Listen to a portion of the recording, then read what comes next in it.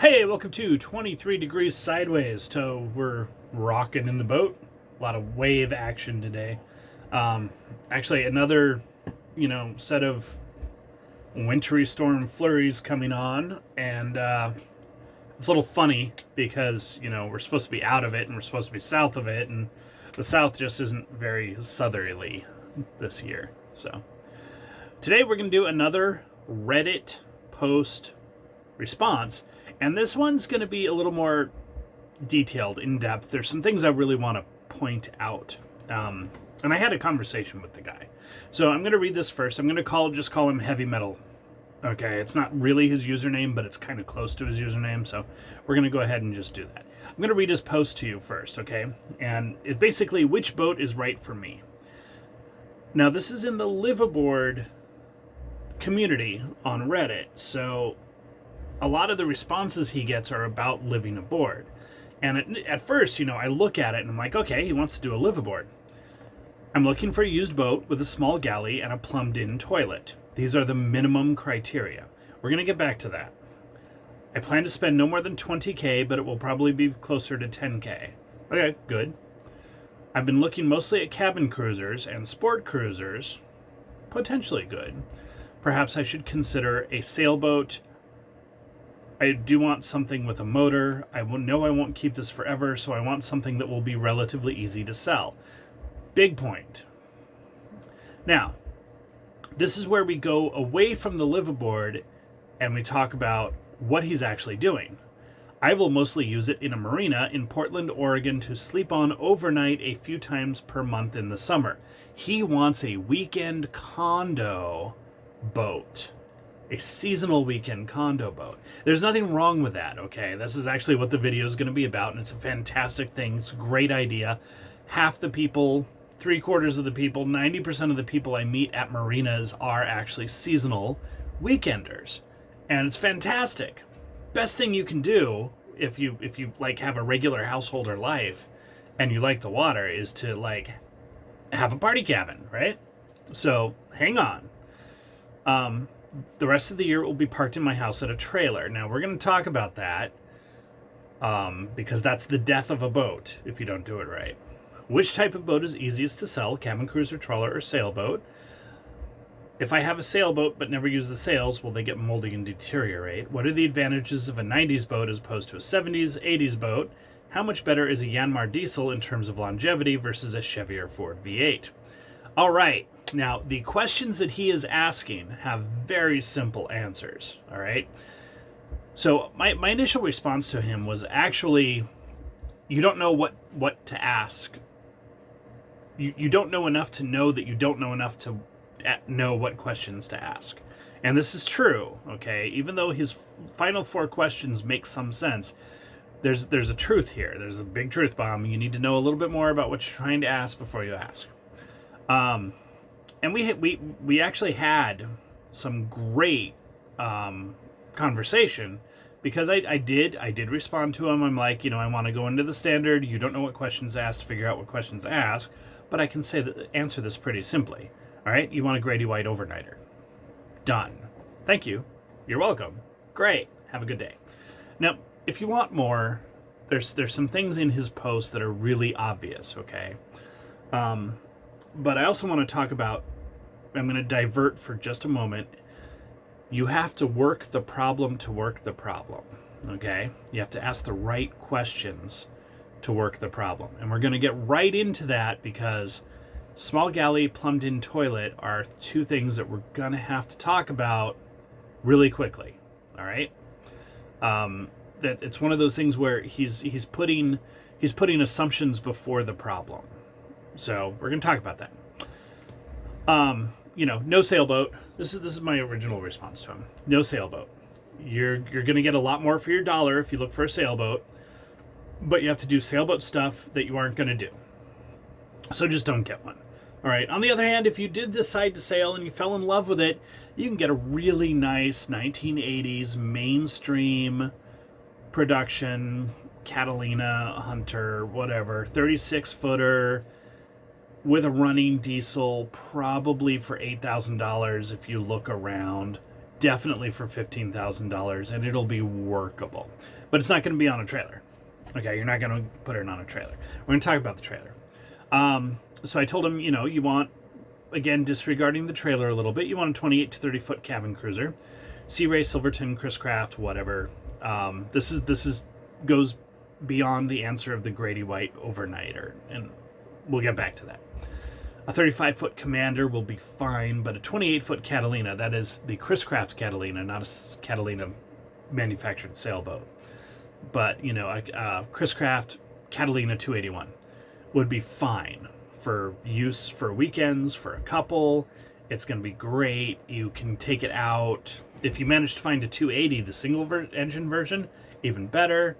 But that's about your limit for towing. The 35-footer you're not going to get.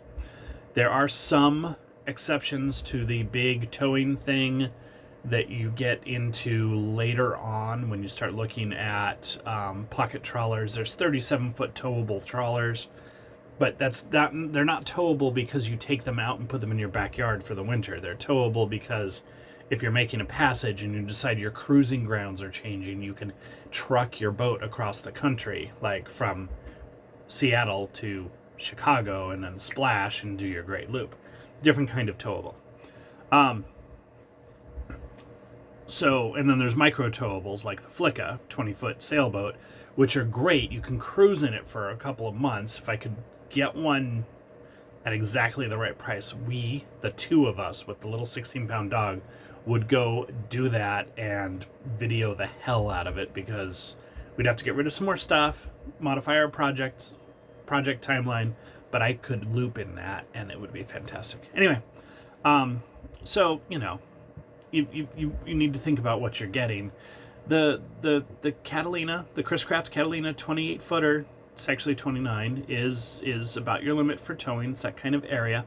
There's a lot of other boats in this category that we need to talk about, and we will talk about in a minute.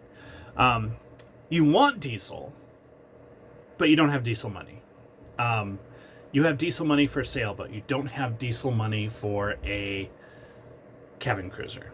Just that's what we're talking about. You're looking, if you want twin turbo diesels, you're looking at $40,000, $50,000 boats.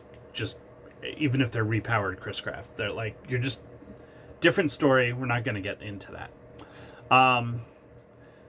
Sellability. All right, here's the thing. The easiest boat to sell in terms of trailerable cabin cruisers is something with a decent cockpit, back deck, set up for fishing, and a reliable engine. Good mechanicals, good trailer, good conditioned trailer, and a good fishing deck will always sell. Period. You may or may not get the money that you want out of it, but it's a sellable boat. Always, without, no question. That includes people who want a party boat because they may want to go fishing once in a while. They may think that they're going to go fishing after they get better at fishing, whatever it is, but the deck has enough room to put a chair and a cooler on and drink beer. And that's great. And, you can put some shade up. You can use it as a fishing deck. That's what you want, all right? And then you want enough space inside to sleep and poop. Cooking, we're going to talk about in a minute. All right, so this is where we're at. The guy does eventually talk about mechanicals and stuff. Like he's a decent mechanic. He's not actually trying to live aboard. He has reasons that he thinks he wants a trailer, and that's fine. Now, here's the deal. If he's a small guy, I stand by the Grady White overnighter or a boat in the same range. That is a boat with a sport fishing boat with an open pilot house that you can always close it off with some canvas or something, and a cuddy, like a small V-berth cabin below. Perfect. You can sleep on it when you're drinking out and everything. They don't tend to have an actual head. You're not going to get that in that size range. They don't tend to have an actual head, and they don't tend to have much in the way of galley. However, setting up a galley outside is trivially easy. Okay, you're just basically doing Coleman camping style stuff. And a composting head that fits in the V-berth is also trivial. But look at what he decided his use case was. Okay? This is where he doesn't know the questions he doesn't know to ask.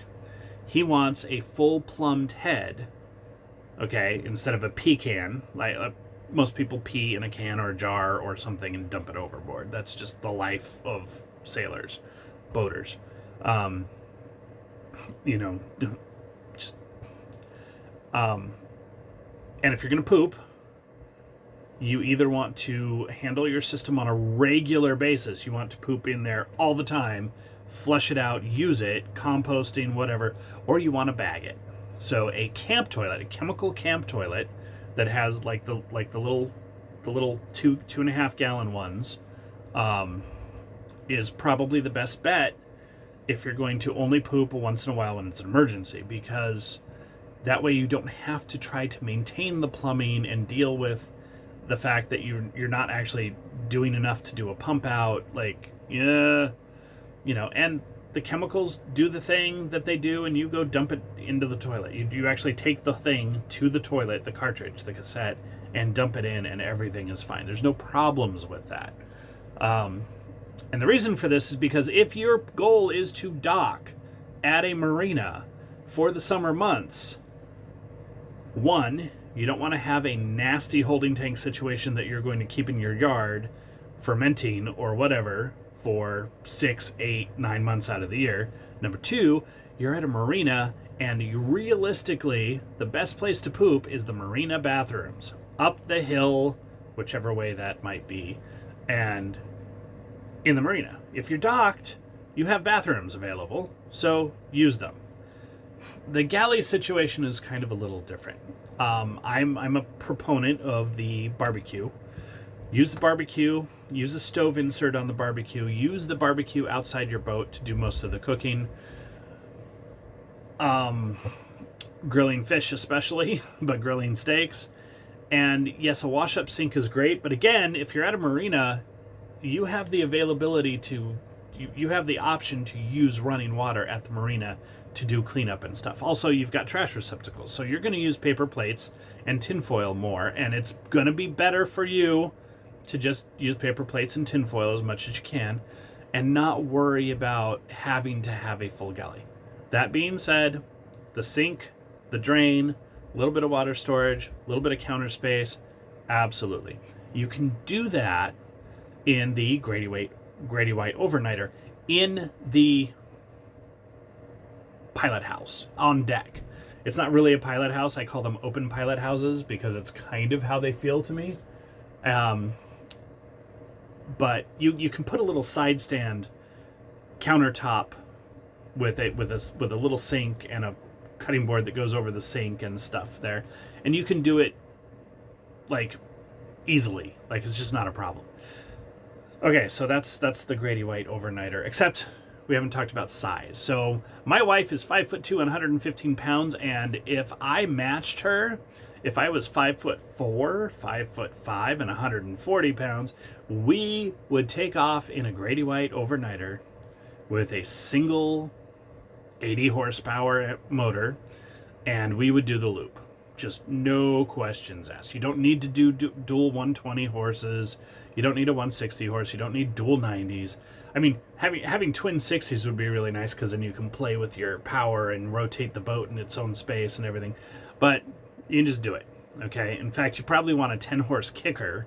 That's a spare motor that you use only when you're in no-wake zones. A little 10-horse to do a lot of the loop because you're not going to be going very fast. You don't really need 200 horsepower. So, yeah, absolutely would just do the loop in that and just like spend a year or 2 years doing that and then go back and figure out the bigger boat and the lifestyle and the long-term stuff and get everything out of storage. Absolutely. But I'm more like 6 feet tall, and a Grady White overnighter is not quite as comfortable as you think it is. Doable, but I would actually enjoy a Sea Ray 310. The 30-foot Sea Ray. I could probably do comfortably the Catalina 281.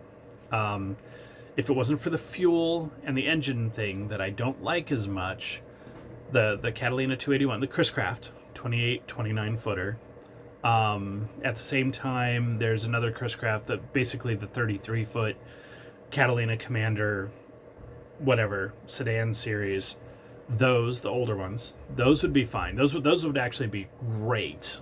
We don't have to do storage at that point. That's like a loop forever boat. But that's a little bit big to trailer. So we're gonna go back to trailering, okay? Then I'm gonna go through his little punch list a little more. Trailers kill boats.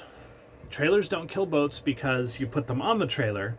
Trailers kill boats because boat trailers go in people's backyards.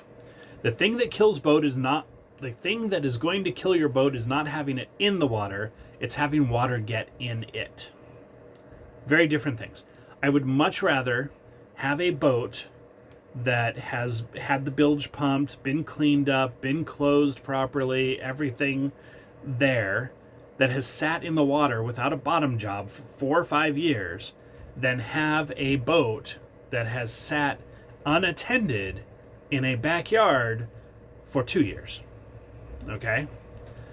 Now, if you're storing your boat out of season on a trailer and it's shrink wrapped and you've done all the winterizing and it's a good storage and you're gonna get it out in the spring, that's fine. If you don't get it out in the spring and you leave it for that extra year, all the shrink wrap is going to dissolve. You're going to get holes. You're going to start getting rain damage inside. Fresh water kills boats. Fresh water inside a boat kills a boat much, much more quickly than any amount of water, salt or fresh, on the outside of the boat. Period. Okay?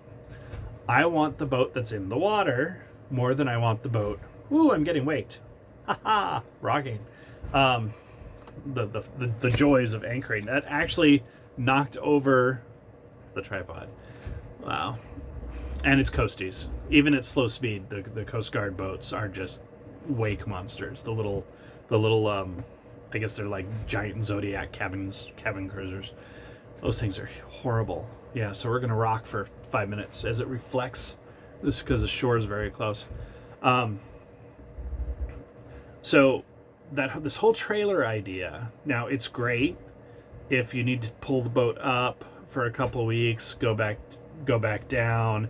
It's great if you're actually going to get the boat back in the water. It's great if you really are shrink wrapping the boat and then bringing it back in a couple of months. Nothing wrong with this. But I have seen more boats get more messed up more often sitting in someone's backyard in a trailer than anything else with regards to trailerable size cabin cruisers. Don't think that you're just like taking it out of the water to preserve it. You have to do all of the stuff once it's out of the water. Being wet doesn't hurt a fiberglass hull. Okay, being wet doesn't really hurt your inboard outboard. All right, yeah, but if it's an IO drive, you can pull the outboard part out of the water. Being wet doesn't actually hurt your your inboard engines. Being wet isn't the problem. Getting wet inside is much more of a problem. And backyard boats tend to get ignored. That's just the way it is. So I'm gonna say, just as a suggestion, that this whole trailerable thing, maybe you want to think about it. You need to commit to the extra hours, extra work that goes into maintaining a boat that you're storing in your backyard on a trailer. You need to commit to that, okay? And if that probably means $800 boat cover and putting tarps over that and checking it after every rainstorm. And other stuff. You're still going to have to fog your engine and stuff, right? Like there's a lot going on here.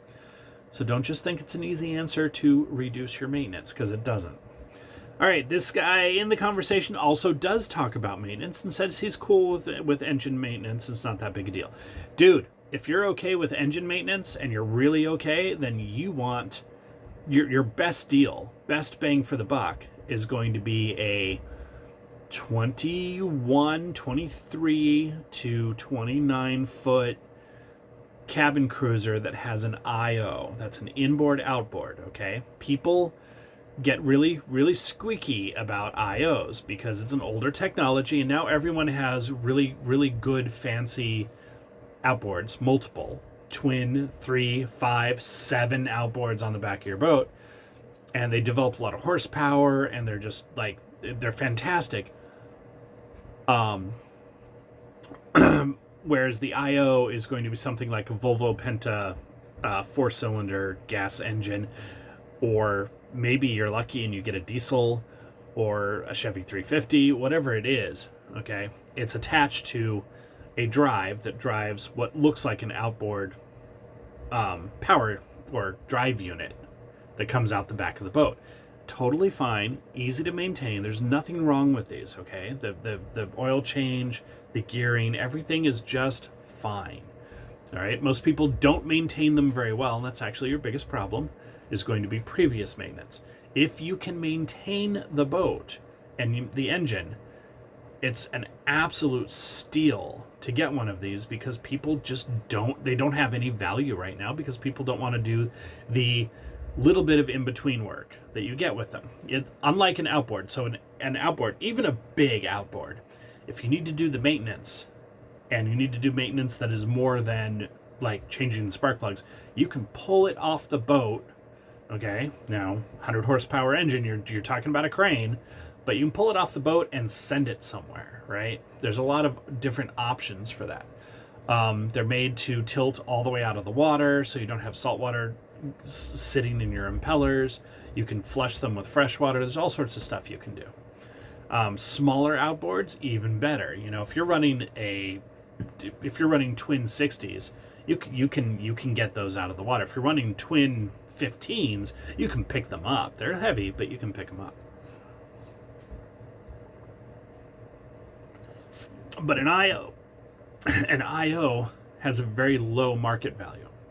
If you're mechanically inclined, this is a fantastic, absolutely fantastic way to get a steal on a good boat. And they actually tend to not do as bad on the gas as the cabin cruisers that have twin 350s or twin 454s or whatever. Like you've got twin 57s. You're going to go through gas like you wouldn't believe.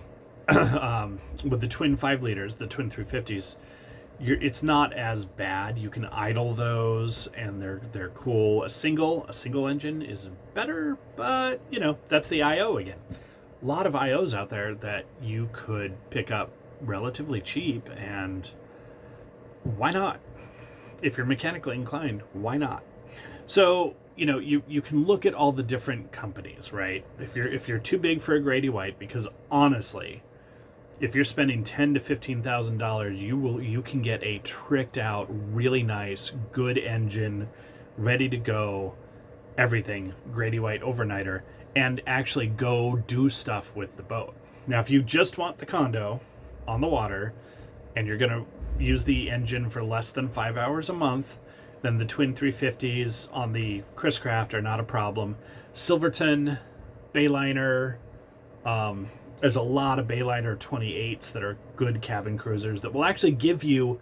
So here's the thing. When you look at the Bayliner, the Trojan, the Silverton, there's a bunch of other brands. When you look at those 20, 25, 26, 28 footers, okay, because they're not all Chris Crafts, you get an actual galley, and you get a sort of head. You get that kind of head you get in a camper, like an old 1980s camper. But you can make that into a composting head. You can make that into a cassette head. You can do whatever you want to make that work for you. And you'll have a little galley. It'll be little. It's going to be a little galley, but it'll be kind of functional, and it's not a bad thing. You've got the space. You don't have any comfort for anchoring. That's just, you've got these trade-offs. And that's one of the trade-offs. You know, if you want to do the ICW and do the Great Loop, you want to anchor out on a 26-foot, 25-foot Bayliner. You can totally live on it, but it's not the easiest thing to sleep on if you are in a zone that has people riding around on jet skis or something. If you wakes are not terribly comfortable on that. That's a problem. It's a thing. I don't know what to say about that. You're not really big enough for good flopper stoppers. And that's a size of boat where I'm tempted to say that you might as well just get a pontoon and beach it. Except that pontoons come with their own issues, so we're not going to talk about that. Okay. Get a cabin cruiser, IO, single engine, dual engine, kind of in that order if you're mechanically inclined, because you'll get a lot for your money out of the IO. Sea Ray 310 is probably the classic. I'm going to have a party boat, and you take it out when you take it out. Like, there's no problem with this. This is absolutely fantastic. The Chris Craft, the Catalina 280 or 281, the Sea Ray, any of the Sea Rays, or not Sea Ray, sorry, the Bayliner, any of the Bayliners. Some of them are ugly because they have that kind of old school look. Like the Trojans are worse, honestly, but the Bayliners, there's one out there that I can see. It's a bigger one. It's like a 39, 40 foot Bayliner. It has that yeah, they have that look to them, and it's not the shippiest look, and it's not my favorite look, but dude, you can just do it. They're cheap, they're easy, and they work. So no problem. And they are trailerable. All the little 29 foot and under Bayliners are going to be relatively easy to trailer for what you want to do. Now, if you're going to splash it and leave it in the water for 6-7 months and then pull it, it's easier to deal with a 29 or a 30 footer than if you're doing it every weekend, at which point I'm like, yeah, get the Grady White, because I'd rather drop and pull a 21 footer than a 29 footer every weekend. That would just way easier stuff, way more happiness. Okay, the advantages of a 1990s boat as opposed to a 70s 80s boat. A 70s 80s boat, depending on the manufacturer, may have wooden frames encased in fiberglass. That doesn't mean the hull is wood. It just means that there are some wooden support structures in there, and if they get wet, they rot. Easy solution, make sure they're dry, and flood them with epoxy. No problem, but you got to do that if you do that. If you don't have a bunch of wooden frames to worry about, then don't worry about it. Condition matters more than age. Condition matters more than age. Condition matters more than age. There are 1990s, there are early 2000s boats that have sat in that backyard uncovered for 5 years that I would not touch for free, but I'll pay money for a 1972 Chris Craft that's been in the water and been maintained. Maintenance, condition, everything matters more than year. Everything matters more than year until you get into wooden boat land, and it's a totally different topic. That's it. Okay, we already talked about diesel versus gas, and the basic answer is you don't have the money for diesel, so don't worry about it. I think the most common marine engine, so the easiest thing to find parts, do upgrades, convert to a Vortec, whatever, is going to be that Chevy 350. The 5 liter GM, the 5 liter Mercruiser or whatever. Like just, I think I have my car companies correct. Whatever. It's the one you put the Vortec heads on. Easy, good, you can make it fuel injected, you can do whatever you want with it, parts are everywhere, you can pull it down to the block and rebuild it with modern parts. It's just gonna be easiest. Manifold and risers. Manifold and risers, manifold and risers. Whatever, no matter what they say, unless you have a warranty and a this season like specific install and you can go talk to the guy who did it, replace them. Risers, manifold. Okay, you're going to replace them every year or two anyway. They are wear parts. They will kill your engine. They will cause you to have a large rebuild bill if you don't do them. So do them. Don't wait till the last minute. Do them early. Do them often. It's cheap. All right? That's like the really big takeaway there. So, that's about it. I'm going to talk just a little bit about working the problem, and that's going back to the galley and the plumbed-in toilet. Work the problem. The problem, what's the problem? The problem is I want to spend the weekends on a boat on the water, at a marina, at a dock, and chill out and be happy and comfortable. Awesome. Totally fine. More power to you. For me, I would actually like to have that kind of boat and then move it around and cruise around. And, at some point, I've got the sailboat, we've got the electric project, everything's going on. I can lose that tomorrow and switch to, a Catalina 28, Chris Craft Catalina 28. As long as it's, the engine compartment's clean, I can just do that tomorrow. No problem.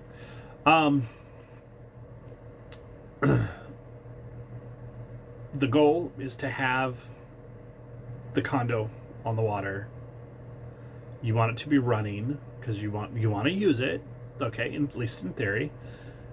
So look at that as the goal first. Now figure out what toilet means in context. Toilet means if you really don't want to use the marina bathrooms for whatever reason, for pooping. All right, pee is just pee. Don't worry about it. If you don't want to poop in the marina bathrooms and you really want to poop in your boat, consider what you're going to do with the poop. Okay, plumbed in toilet may not be the best answer. All right, I use a not plumbed in, like it's fastened, but it's not permanently fastened, composting head. And the reason I use that is because it's actually easier to deal with and smells less than most plumbed in toilets. Think about this, all right? And small galley. Once again, it's not that you don't want the galley. You do want the galley, but what does that mean to you? What is required there? If you have a fish cleaning station, sink and cutting board in the cockpit, and you have a grill, then what do you need inside for a galley? Well, you need a cooler or a 12-volt fridge or something. Don't worry about that. Those are easy. The less stuff that's installed in the boat, the easier it is to do upgrades with modern technology. So that's fantastic. But what do you want inside is possibly just a way to heat up water so you can make coffee when it's raining outside. There's just not a lot else going on. You don't need the oven and the 3-burner propane stove and everything. Just forget about that. If it's there and it's safe, use it, rip it out if you ever get frustrated with it. But what does it mean? Working the problem, what does it mean? Do you want something that's trailerable because you want to trailer it? Because you want to launch it in different locations? Or do you want something that's trailerable because you think it's going to be cheaper over winter? Maybe it is, maybe it isn't. If you give up your slip, your space to park for 6-7 months out of the year, do you know that you're going to get it back? Are you going to have a place to put your boat in the summer? Okay, that's a really, really good, important, valid question. Now, if you're traveling around and you're doing weekend spots here and weekend spots there, don't worry about it. There's always transient slips available most of the time. You may have to make reservations for Memorial Day, Labor Day, 4th of July, spring break, depends on where you live. Portland area. You're gonna want to think about this. You may have to do a trailer and transient slip until you get through the waiting list at one of the marinas, because there's a lot of waiting lists. And get on all of them, figure it out, and then put the boat in the water, and then maybe leave it. Maybe really leave it. Store the trailer in your backyard. Store the boat on the water, right? Pull it out for maintenance a couple times a year, no problem. Don't worry about drying it out. Boats, that's not how boats work. The drying out is water that comes in from up above, not from water that comes in from down below. If you've got water coming in from down below, you have a problem that you need to fix, and you just fix it. Okay? Through holes are the common culprit. So just fix it. Shaft packing is another one. Pulling it out of the water is not going to make your shaft packing last longer. Just leave it in the water. Really something to think about. So anyway, I hope this has been relatively fun. This is really specifically, this was for Metalhead on Reddit. and he asked, an interesting question in the wrong community. But if he'd asked in the boating community, he would have got a bunch of people telling him he has to spend $200,000 or he's a wimp. So, whatever. But I hope that if you're thinking about, having a boat on the water to spend weekends in, I hope that this does actually help you out a little bit, because there's no reason not to. And you can graduate from that to taking weekend cruises, to taking 1 week cruises, to taking 6-month cruises. All on the same small boat. That's not a problem.